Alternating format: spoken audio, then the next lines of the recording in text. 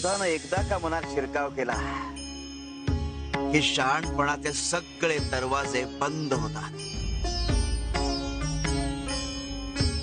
इतका क्रोध बरा नव्हे. क्रोधाच्या अग्नीत माणूस आधी स्वतः जळतो आणि मग इतरांनाही जाळू पाहतो. त्यातून साध्य काही होत नाही. सारासार विवेक, विचार इत्यादीची आहुती दिली जाते त्यात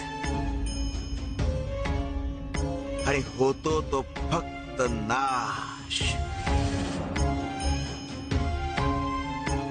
क्रोध मनुष्यावर स्वार होतो आणि माणूस राहत.